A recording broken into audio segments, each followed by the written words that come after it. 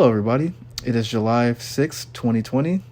Welcome to the Fifth Avenue podcast presented by the Fifth Avenue Cinema, Oregon's only student-run cinema, coming to you somewhat live from the safety of our homes, giving you the latest in all things cinema. Today, we have a special podcast for you, an interview with Fifth Ave's own founding father, OG Triple OG, Mark Ruibal, the man, the myth, the legend, who is responsible for what we now call the Fifth Avenue Cinema. We hope you enjoy. So when we found out about it, it was a movie theater that was run by the Moyer family. It was most notable for its midnight movies. They started out doing a whole midnight movie circuit of underground and music movies that ended up moving to the Paramount Theater downtown, which now was the Fox. It's now gone. It's the Broadway Tower. At the time, there were a lot of houses. A lot of students worked as projectionists around town because you needed a projectionist. Back then, there was a union. So we found out about it because Moyer was selling his chain to a company called Act 3, and they were not interested in the leavings, the Fifth Avenue, a couple others, Eastgate. And we also found out that this guy owed a lot of taxes. So what we did was we took a look at what he had in terms of equipment, what it would be worth on the street, because, they're going to basically junk it, which was just killing us. Everything from the popcorn machine to the safe to the fire alarm, which, it's not surprising nobody knows the fire alarm where it's at, because it was a different building. It was a tenant. It was built, obviously it's a part of the parking structure, right? You guys gathered that, right? Yeah. Sloped and whatnot. And they had this contractor run it, and it actually ran a lot of pornographic films, the blue movies, and was really kind of seedy. It wasn't great. It wasn't a Cinema 21 or the Academy or the Guild or anything like that. So people didn't have a lot of value to it. And long story short, we were able to kind of cut a deal with student funds. I don't know if you have what they call it now. Back then we called it the Incidental Fee Committee, where we got a chunk of incidental fees. Yeah, we convinced them to pony up a portion of money. Not a lot. I want to say it was like 30 grand that the faculty would kick down 30 grand because they wanted, Professor Tate wanted to do his film classes there instead of 75 Lincoln Hall. And so then we got the rest of it from the fact that this guy owed like $100,000 to the state. So wow. We just took it over. So what we did was we wanted to get the public involved so that they couldn't say no, because they wanted just to make it classrooms or lecture halls or whatever. And we were like, no. And we got Pauline Kael, who was a very noted film critic, literally pioneered the art of criticism. In fact, so we brought her in, and when we had this big event at Smith Center and sold tickets, and of course that brought in the movie makers. And what I didn't know, but that I got educated too, because I'm just, a college student, and I wasn't from Portland.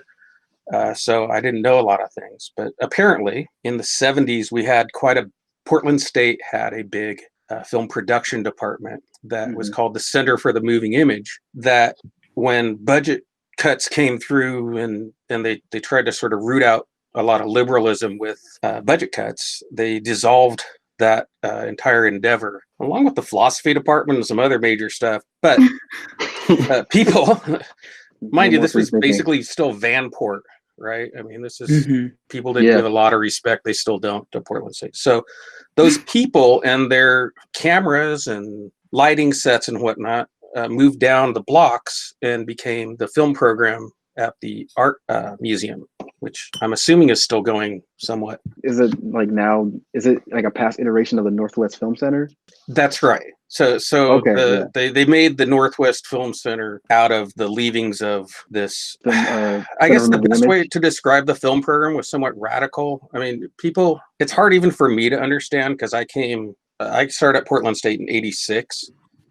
And so 79, I was just a teenager, but apparently the department had been very political and very radical, and generated a lot of people came out of Portland State that were of that area. that were somewhat notable for their politics, and so it was a way to kind of reduce that. In a class of mine, I actually took I had a class called the Film Archive, and I took we watched one of the films made by the student from the Center of the Moving Image about the Park Blocks protests. And my professor was like kind of giving us a little history about it, saying that like this department of film was like, it was mainly focused on documentary and like social impact, because it was the 70s. So there was a lot of stuff happening. It makes sense that you said that, because I did not know that Portland State's film department was anything like that. So seeing that was very interesting. I have a lot of shoulders I stand on, and those people that came from that background educated me about what they were trying to do in Portland, what the philosophy that they were trying to bring forward as sort of a counter to Western intellectualism. And we see it now. It has spread, so it is the dominant paradigm. You think about things like LGBTQ issues and all these things that we're coming about now. These were things that in the late 70s, mid 70s, late 70s, they were getting literally stifled and crushed with lack of budget. And in the 80s, they did the same thing with the National Endowment for the Arts, took a big hit. Mm-hmm. Programs like what we were doing, and I'm assuming that somewhere along the line, there used to be just file cabinets of film analysis that students would do. And they'd find their film and they'd write their thing. At one point, the committee was publishing them as like liner notes on the schedule. But the notion was to really analyze the social and important messages that these filmmakers were getting across, and it was much more about cinema. And that notion that, and Pauline Kael was a wonderful eye opener to me as a young man who didn't really understand the world where she came from. In the late 80s, you couldn't just Wikipedia somebody. Right. You wanted to find out who Pauline Kael was because your advisor said, "Hey, we got Pauline Kael coming in."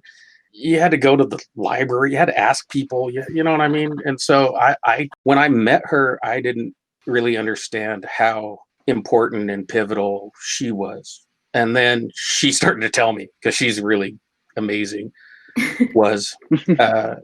they started a cinema in New York City as a student cinema that was a duplex. The first time they had 2 movie theaters in one theater. I know that's kind of a weird concept because you guys are young and there's multiplexes all over, but houses were one house. You'd go to watch a movie that was at the house. You didn't go to house B or C or whatnot to watch another movie. So, and she had this knack of putting like or dissimilar or contrasting even films in each house to bring those 2 different groups together. That was one of the things I sort of wanted to foster when we had this opportunity, because the bottom line is I was the guy that was there. It was the time it was happening anyway, and it was probably going to go away. And so why not just try and make something and do something? And it literally, as I bet any one of you can express, it can take all of your time. And it took all of my time. And we had a committee which met, and they were active and helpful. And I got a lot of my technicians. We had myself and we added an assistant coordinator that were paid spots. Things weren't very expensive back then, but I believe we funded them at $3.75 an hour. Wow. But how big was the committee? It was quarterly, and we would have maybe a dozen, of which maybe 4 were real core folks that were running projectors and that were building films, and really we did things differently because we had the space and we had 35. Right. So we kind of changed things on how they would do it at the Lincoln Hall version, or the pre-Fifth Avenue Film Committee, where things were much more academic and lecture type oriented things. And we had some people that would bring in more popular stuff. The guy that ran it before me, Mark Peterson, he was really into sort of B horror stuff. And he started this, God, we probably went about 3 or 4 years with this notion of getting pre-release movies in and doing audience surveys. So we'd have Oh, studios that right. would send us money to and their brand new movie to screen it, and then we collect little cards that people would fill out, after they watched it, whether they liked it, what they didn't like it. And a lot of times there were edits that were made after that tier of screening before the final thing came out, and it was very analog. Mm-hmm. And then we literally had little cards that we would send in, and they pay us by the little card, and that helped us get the word out, because people wanted to come see Pinhead, some sort of new horror movie that was really an area that commentary or criticism was happening in. I'm so jealous of your generation, because you can, Rotten Tomatoes, and you get, 20 people will tell you about what they experienced or how they viewed it. I'm a big fan of Cinema Sins. I like watching that sort of post analysis, but that really wasn't where we were coming from. We were coming from this notion of image. This was mass media. This is the only thing that people got. This was when people came to the movie theater, they had a shared experience and got to learn something perhaps about the world and themselves in a way they couldn't get it. I mean, everybody now, I get everything on my phone. Right. I got Disney Plus, and I didn't even know that I had Disney Plus. And, there's things I like, and but it's so readily available. The crazy thing is, they've got it's HBO Max that's got the Criterion collection, which is some Fellini and some really amazing cinema.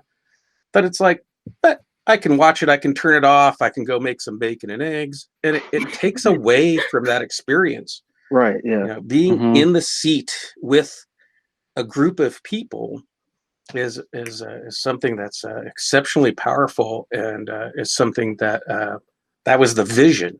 Not to have everybody, but we didn't know that. It's just because that was all you had. Right. Yeah. It was the norm. Yeah, I think now though the answer is what happens when people, this post period, is that people are going to want to have a shared communal experience that's not like what we're doing now on some kind of Zoom window at home, and they're going to want to talk about it and go give coffee afterwards, and so I think that's the challenge, maybe the opportunity. Yeah, I mean, definitely. I know we talked about at the beginning of all this kind of where everything feels like it is with the quarantine, just kind of in the comfort of your own home. Like I know things like Netflix Party, like the extension on Chrome, trying to kind of emulate that feeling of being in a room with people as you're watching it. But I know, like personally, I came to Portland from Southern California and didn't know anybody, but like Fifth Avenue was something free to do. So I was like, okay, movie time every Friday. And I lived in Ondine, so I just went downstairs. And it definitely kind of built that little family around it. Like I feel like every staff iteration, and I feel like everyone on staff could talk to this, but it's kind of a very like family community building experience just to be with one another all the time, and like running the booth and having like all the little different things with distributors kind of to be like who we have good relationships with, who we get connections with because like somebody knows somebody of somebody kind of thing. And it's just something that you're not going to get otherwise. Like I know we definitely try and diversify programming to like kind of go against the grain of like the big box office movies, just because you don't have to make money. Yeah, no, I mean that definitely I mean, that's a huge thing compared to even the Cinema 21s and the academies and whatnot, that they have to do things that that generate that. But I think that the challenge for you though is always is to get those Ondine students in the seats. Yeah. To me, I always felt getting an international student that was maybe a couple months into this new place to be able to see something about not necessarily culture, but just a shared experience, and to meet people, because you're going to meet people even just going to the restroom or getting a box of popcorn, or that there's that interaction with others, and that that they have that experience. We were lucky. Portland was just getting on the map in terms of making movies here. We had the first Portland Creative Conference was like in '90, I believe, in the summer. So we applied on that. We had Walter Murch who was the sound designer for amazing productions. And this guy I'll start talking about how they went out to find sounds for Star Wars, and it's just so unbelievable that that they would be in Portland, but that would be interested in our student thing. And then we realized that this is a unique thing. This is not a common endeavor that you get at other places. We had tried similarly. We had other folks from Pop Music Board that were trying to get a radio station going at the same time that we were trying to get Fifth Avenue going, and that was always a big thing, was to get more broadcasting. I mean, yeah. So was that then the start of KPSU, which is our radio station? Yeah, it was. What it was it started. There's a couple folks in Pop Music Board that started a petition to try and get money because Cleveland High School, right over kind of by the convention center there, they had a transmitter and they were losing one of their sponsors, and they were all classical. And so there was this deal in the works to get us to get time on their transmitter, like from 5 o'clock to 6 in the morning, 5 p.m. to 6 in the morning. And it helped save their program. And a lot of kids, students that came up from Cleveland were also going to Portland State. And so it took years. It actually happened after my time there, and I do have a number of DJs that were on for years as it transitioned to internet only and kind of what it is now. But yeah, they're doing online broadcasting right now. It's something quick that I want to mention is so now Pop Music Board is actually called Portland State Professional Sound now, and I was working for them. Actually, I was their general manager for 2 years. Awesome. But now I'm here with Fifth Ave, and soon I will also be a part of KPSU. Awesome. So like I don't know. I think that's really exciting that you're kind of talking about all of those things, since I have kind of dipped my toes into all of those as well. And I think it's really cool when like technicians or whatnot are able to like use their skill in different areas of the entertainment world. Yeah. Absolutely. And pursue it, because despite what it kind of looks like with everyday news and whatnot, I mean, mind you, I made a full arc back to that world. I work at the Moda Center and the Convention Center, and I was at the Moda with Tool when they decided that everything is shuts down. Yeah. And you still got 20,000 people in the house, and you have to figure out, well, okay, so are we going to be able to play in Eugene tomorrow? No. What about Utah? Well, Utah isn't closed, but it might be by the time we get there. So the tour was very concerned. But so inherently the live events and theater and the Broadway play Frozen, the musical. Mm-hmm. It's still set up downtown at the Keller. Wow. They had a show same night that the governor closed everything down, and nobody was going to make the call of how long it was going to. In a couple of weeks, well, maybe we'll pull it back out. And so when we start to gather again, things will be a little different. I think it'll be a post-vaccine era, but but we still need these communication tools. Film production now, everybody's got, not only can you get Netflix, but everybody's got a 4K camera with stereo right in their phone. And yet big productions that they spend hundreds of millions of dollars in budget are terrible. There's no writing, there's no forethought.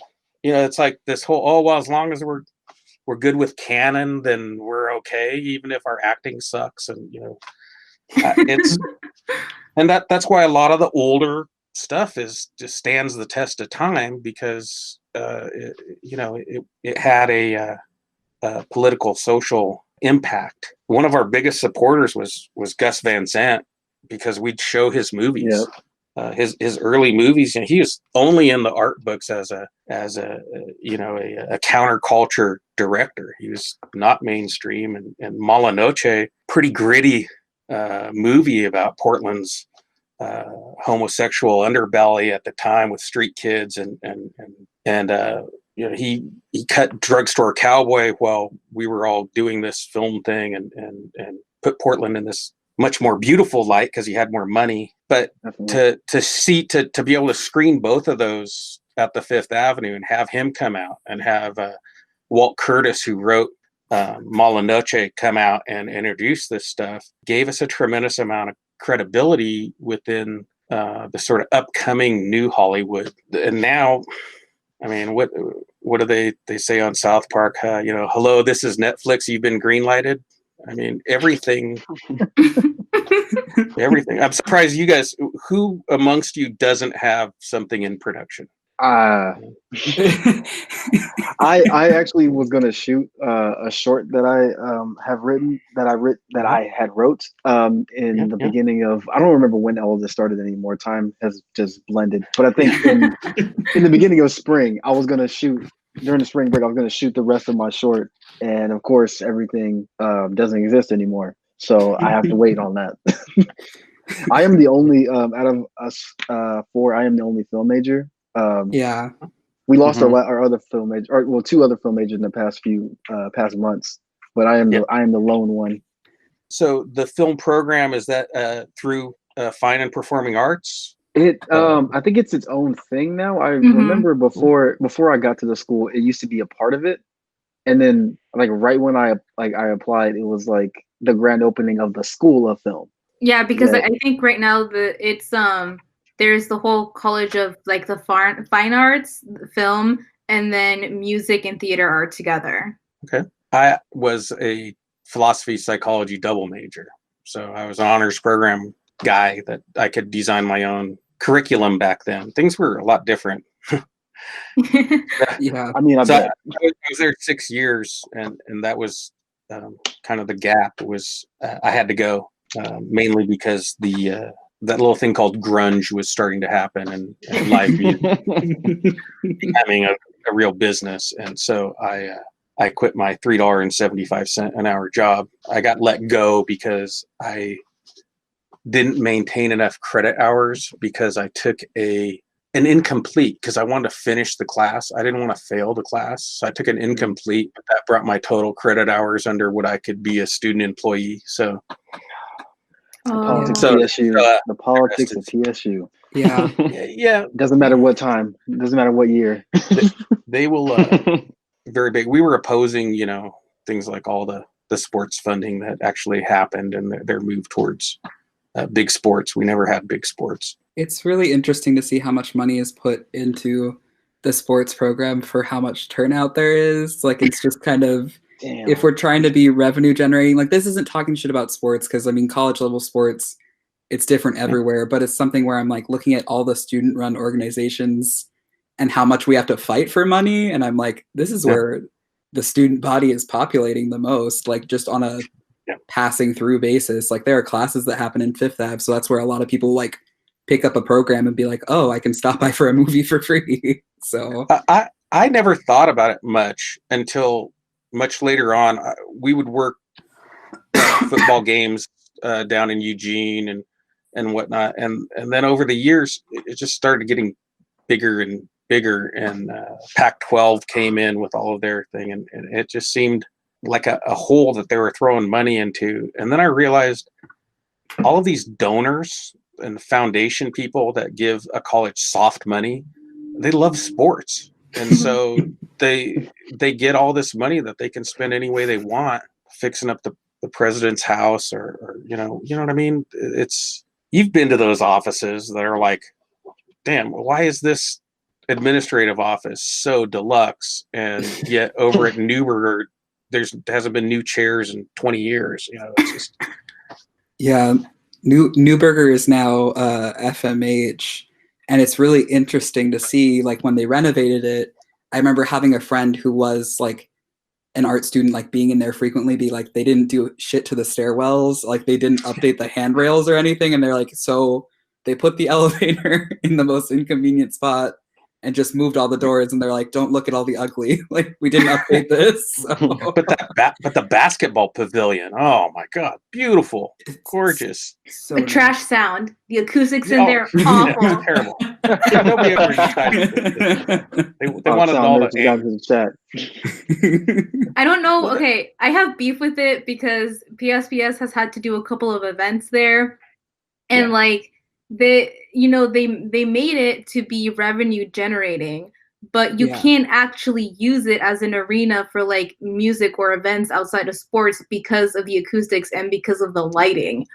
Yeah, it's terrible. You see and I've actually been there a couple of times with the union bringing in the big PA and lighting, and it's a mess. It's a very difficult spot to rig from, but that's what you get when you let those guys do it.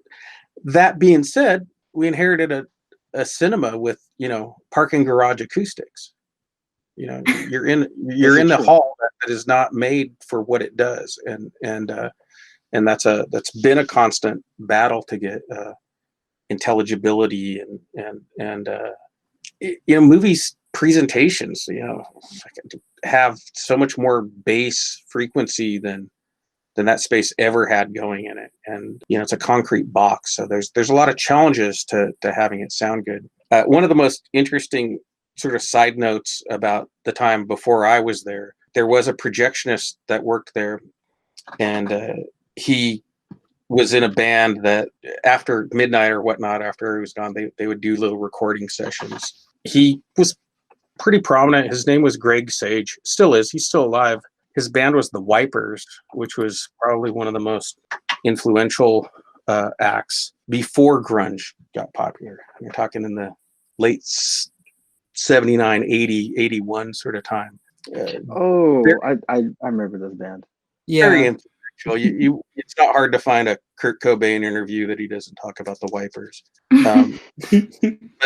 But that was what was happening then. Portland was, you had these sort of underground spots like the Fifth Avenue Cinema, Midnight Movies, the Metro on Broadway, or these other places that were, I think, a lot grittier. Do you guys feel when you're at the cinema a lot that there really is only about 1,000 people downtown or on campus, when in the evenings that people all leave? Yeah, I would say being someone who lived on campus, like when I did with Nayeli working in the Parkway North project, which is in Smith Memorial, really it was only ever students that were living on campus that would frequent it, just because otherwise, it's still like, I think as of last year, it's like a 78% commuter school, Portland State. So it's kind of like that thing of there really isn't great parking downtown. So you're not going to stick around for something. And like, as Tracy shakes his head, being driving from Vancouver every time. But I mean, I would say like, it's also hard to get people motivated to want to like stay on campus to do things. Cause I know like, I'm not a super nightlife person, but having friends that were, they very much so were like, let's go somewhere and do something. They didn't want to stay on campus to do things. So it's really interesting having worked in admissions and seeing that like a lot of people graduate. I think it's like 80% of Portland State students graduate having never attended an event outside of class. Yeah. So it's like, it's something where you're like, oh, that's, I mean, personally, I feel like it's hard to do because you walk through a lot of events and like, I don't know, you see free food and you stick around. So that's something where it's like people coming through and being like, can I just grab a bag of popcorn? I'm like, yeah, I mean, can we tell you about Fifth Avenue? Like, I don't actually care. I will give you popcorn. Like, just let me tell you why you should stay and watch a movie. I can do that directly because before working at Fifth Ave, I only been there once. And it's nothing against Fifth Ave. It's just like I didn't live in downtown Portland. I took my classes and I went home. Like I live in Vancouver, Washington, so it's like a drive. Not that much of a drive. It's a drive. So like I went because I took a class that was a writing class. It was a women writing class about women writers. And my professor was asked us to do a thing where we not make an event, but like I guess host a certain event or something that is a community engaging to engage with our peers. And one of my classmates was like, "Hey, Fifth Avenue's showing Precious. Y'all trying to roll?" And then a friend of mine said she was gonna go, and I was like, "Oh, I'll go." And that was the first time I ever went. It was cool. And That's you know, awesome. obviously now I'm here, and they somehow gave me the permission and ability to touch film. Don't know why they did that, but here we are. So yeah, it's But that just exactly. I mean, that is exactly, to me, 30 years ago. That was the formula. That we had proximity.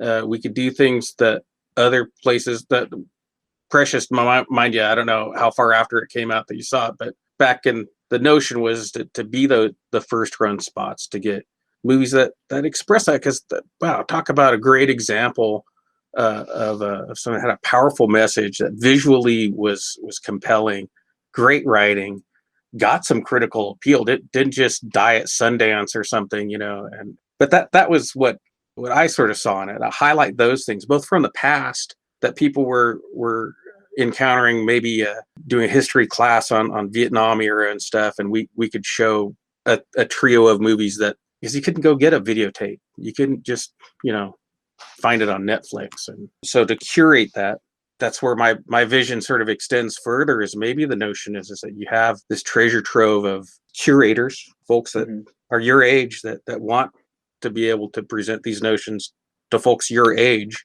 and to be able to have a way to do that. And maybe there's a tie-in with some large provider like a Netflix or HBO. Now they have Criterion Collection or something to be able to focus that and to highlight those filmmakers that don't get a forum as well. It's one area where I felt we didn't do enough of, but Northwest Film Center had a forum for filmmakers to come up and present, and they were, and still are, pretty liberal. They're not as stodgy as a lot of other things. So, but I think that's a notion, maybe both as a live venue and as a curated venue, is to solicit compelling works by students, professionals. I mean, in my book, a film student in 2020 is like an auteur compared to, I mean, everybody's got this little thing that they can do their little thing on and edit it up. And what are the little Snapchat filters and stuff? I mean, of course. So Cinema. So you have to be able to be compelling and engaging, but it has to be real, because people know stuff that's, I don't know. I almost said that, but then again, I've been trying to work on this whole deep fakes thing, because I know that technology isn't that hard. It can't be that hard. It's been around for a long time, right? Right? I guess. I mean, I would assume so. I feel like it's just now getting like public eye. It's also very terrifying. Yeah, totally. But I mean, if you see they have a smart bomb, you want to kind of get one of your own. I would That's think. fair. That's fair. I mean, so after being a million things in my life, I came back to audiovisual and a union retirement job, but now on sort of COVID relief, which I really appreciate that I can take time to learn. I'm learning things like Blender and learning things like, I got a cheap subscription to Creative Cloud. What I actually did is I got admitted at Clackamas Community College in their media program, and so now I'm a student again. Nice. Full circle. Wait, are you in IATSE? Yeah. Cool. I'm like 3 IATSEs. I'm in the 28, which does our, all the live events, opera and concerts. 28 AV, which is what we do at the convention center. 488, which is studio mechanics. So we haven't really had much since Grimm. Some of the guys were on that Stumptown. Have you guys seen that one? Yeah. It's a little more accessible now. That was shot really well. Was it really filmed in Portland? I always thought that it was like it was like supposed to be in Portland, but it was filmed somewhere else. Yeah, they did a lot of exterior and the live shot stuff. There isn't a lot of CGI in it. Like, so when they're driving a car off the Broadway bridge, they're pretty much on location. But you're right, they didn't spend a lot of time here. Portlandia shot all their stuff here with one guy with a DSLR and a boom mic, and I mean, it was just I could do that. but great writing, right? I mean, you gotta have good writing and a good cast. But I know Portlandia was getting a lot of people hired for a long time. Yeah, it was, but it wasn't a union, a full-on union thing. We liked the Grimm. The other one is like the A-Team. Anyway, that's TV. TV's cool though. I mean, there's a lot of animation in Portland. Any of you guys do any animation or 3D kind of stuff? Our pod that's coming up this week is going to be about anime. Yeah, cool. Talking about Japanese animation, but yeah. Yeah. We do KimuraCon at the convention center every year. You familiar with that one? Heard about it. Talking about it.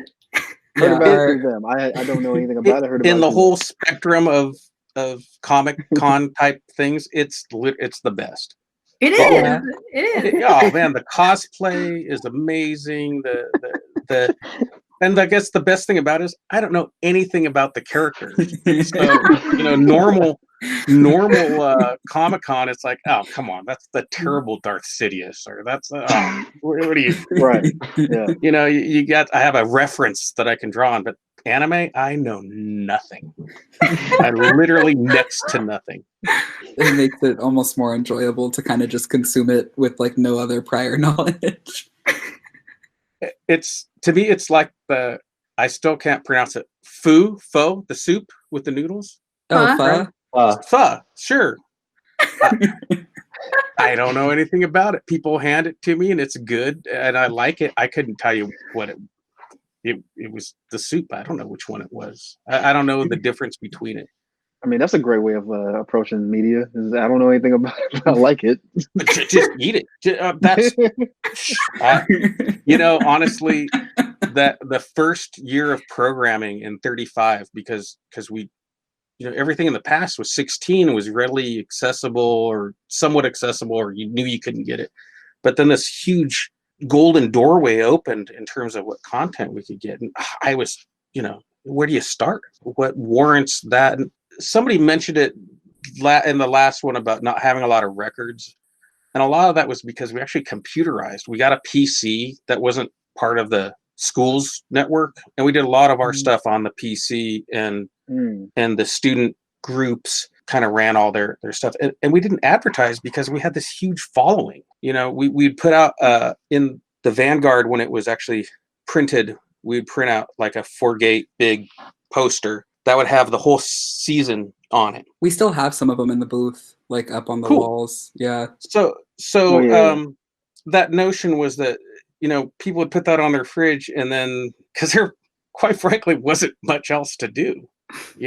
I mean, Willamette Week and the others would carry and the Oregonian would carry, our series. I hope you guys are getting those out when schedules come around, that you're getting that in everywhere. I know we're still with the Willamette and Mercury with like having print ads going through. Oh, in the pipeline. Yeah. Well, if you guys can produce a podcast, you can make some ads for KPSU. That's a good point. Yeah, I didn't I mean, it might KPSU. You guys might do a whole year running a film committee of podcasting. So I mean, yeah, we're looking to this summer opening up this is like our first interview on here, or technically second, but our first one with all of us. So we're trying to open up that avenue with more of the Portland film community, be it students, be it independent people, in a way to open up a dialogue that is more comprehensive and like an immersive experience. This is I don't know how long we're into this, but this is probably super immersive. I have never heard of any of the things that you've talked about history wise or others. So this is great. So we're trying to keep that going. Yeah. One of the things that was the greatest gift of being a student at Portland State and going through both the Cabaret Theater Arts, the Popular Music Board that we called it at the time, our film committee, was it allowed me to be in the room, with other film filmmakers and Hollywood people and at premieres and stuff, and we worked that. And the reality of it is, in the rest of the media is important. You're part of the art community in a very important city of the world. It's only one of these places, and you're there. And you guys are at the controls of it to take it in a direction that you decide, and can work together, with your community of peers and whatnot, and with the current forces to mold that into something that, although temporal, right? I mean, I can't sit in the theater with you guys like we did when we ran, movies in the early 90s, and all that's lost. There's no ephemera, there's no ticket stubs and whatnot, but there's a huge community of all these decades that goes, oh, Fifth Avenue. Oh yeah, I know. I remember going to that place to see Easy Rider or anything you could imagine. It's crazy what people remember, but they remember being in your cinema. They remember eating the popcorn. It's not hard to get people excited about the Fifth Avenue cinema. Right. It's and admittedly, the Hollywood stole a little of that thunder, and the Academy did kind of the same thing with their GoFundMes and their public appeals to get things going. And I have a lot of respect on what they're doing at the Hollywood. They're really keeping in touch with people through this time. But they also did the things that I like to do. They brought Quentin out for Hateful Eight in 70 millimeter because they had 70 millimeter. Mm-hmm. But that little bit of YouTube of Quentin introducing the movie, and he's saying, this is this place with 70 millimeters, the best place in the world. This is where I want to see all my movies. Well, there are filmmakers that feel that same way about what you've got. And you just need to remind them of that, and to get those students like yourselves that are they're wanting to go to the buffet and try something a little different, or something that they weren't necessarily looking for, but could change their worldview. And I know a lot of folks over the decades have had their mind changed about a lot of things through that space, because it's like you said, man, there's people that's all they can afford. That's where a lot of folks were with the free movies that we would do the first run previews and stuff. That was the only time a lot of these students had even could afford to go to a theater back then. Things were really expensive. Now, mind you, one of our guys ended up starting a small video rental company on the park blocks that he actually ended up selling to Blockbuster, and he made a crap load of money. So, you also gotta look towards future technologies too. I mean, this is a somewhat antiquated thing. Yeah, I think we have a final question, and we'll close this out, I guess. When your time was done with Fifth and you departed, what did you hope to see, and how has it evolved into what it is now from your viewpoint?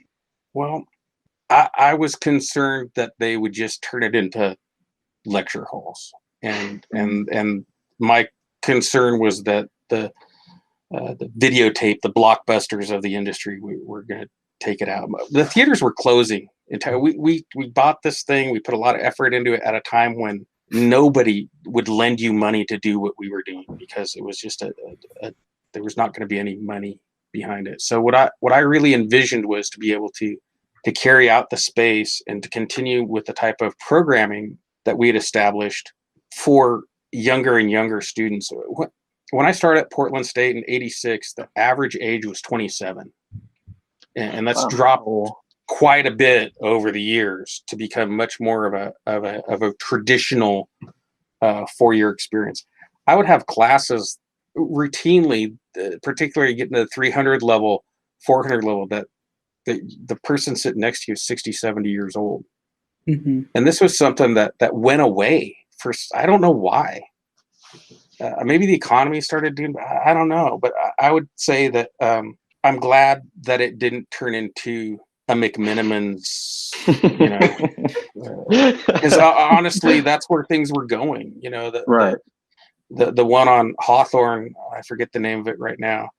That was the first to go. I actually had an office for a time at the Mission Theater when all this grunge stuff was going on. And I like that notion of having food in a movie, but then I found that really only worked with, light fare, something that you really wanted to give it your attention. You couldn't cut your burger and eat your fries and pay attention to this. It seemed to degrade the intent of the director, and it seemed to cheapen it. And I find that way now that I guess that would be the thing that I really wish, is that students would come up in a way to appreciate the space and would respect the experience. So the making a lot of noise, that we didn't have cell phones. I was out of there 4 years before I got one of those giant brick cell phones. So people wouldn't interrupt. People wouldn't, I have a hard time going at a normal theater viewing time with a crowd because people are rude. They don't respect what is going on. And so, what I've seen lately, the last couple of years, because I try and be an observer of what's going on, because in a lot of ways it's my legacy and my resume. Yeah, we found you. I'm not hard to find if you know how to spell my name. So having the yearbook article, which interestingly enough, that one photo was quite controversial because I had the sweatshirt that you're not supposed to take out of the gym, which was property of Portland State. And that was I know exactly what you're talking about. This is it. We're here, and you're gonna have to kick us out. And that little office, the whole reason that exists is because we wouldn't move. We'd literally change the locks, and we wouldn't let them kick us out. And we made them put in internet to the rest of the campus and really make it ours and claimed it as ours. And honestly, I think that's a lot of the reason why it has been able to persist. I was really concerned because what did they do? They made it to the library for a minute. Oh, it was a coffee shop. It was a coffee shop for a couple years. Yeah, and it's the cafe. But that's when everybody's on, doing script writing or on America Online or some crazy shit that was going on at that time. It wasn't very popular. But no, seeing the programming the last couple of years and seeing the eye towards social justice, yet still having fun. I mean, I think that's what's important. I think keeping it running, that's the biggest lesson, because the skills that I learned about not making too much popcorn, not making enough popcorn. God, is it my turn to sweep? Let's make a schedule for people so that everybody knows who's, you know what I mean? And you get to this point that it helps you grow up. And we had a lot of folks from my era and afterwards that went up to manage. Actually, one of the guys still manages as a projectionist at Clackamas Town Center. Oh, wow. It's all automated. What do you do? Push the hard drive in? Well, but you still have those people like you talk about that show up in the lobby that are like, what are you here for?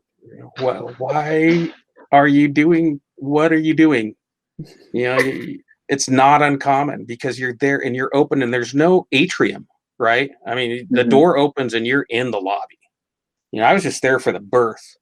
I didn't raise it. I didn't teach it how to drive. But you guys have this thing that's powerful, and even in name only, as you're dark, it's powerful. And if you had something on that marquee that was pivotal, critical, timely, that would lend credibility to that on an international way that you can't comprehend. And the fact that we're having this conversation 30 years later tells you how incredibly special that place is and how it's like you have to improve it. And quite honestly, if it doesn't work anymore, you got to put it down too.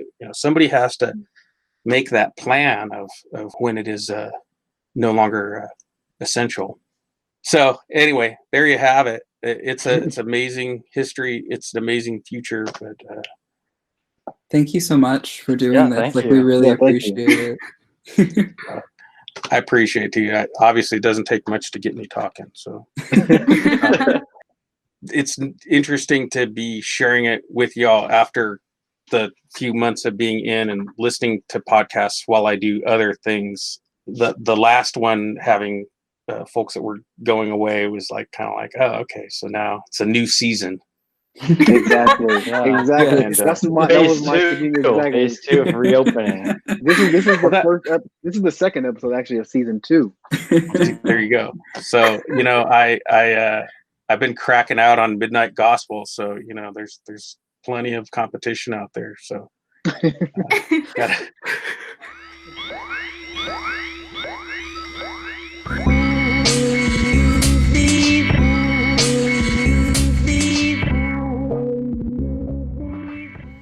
Thank you for listening to the Fifth Avenue podcast, where we come to you somewhat live from the safety of our homes, giving you the latest in all things cinema. We want to thank again Mark Ruibal for dropping by and dropping the gems that he did drop. We'll be back again next week. Hope to see you then.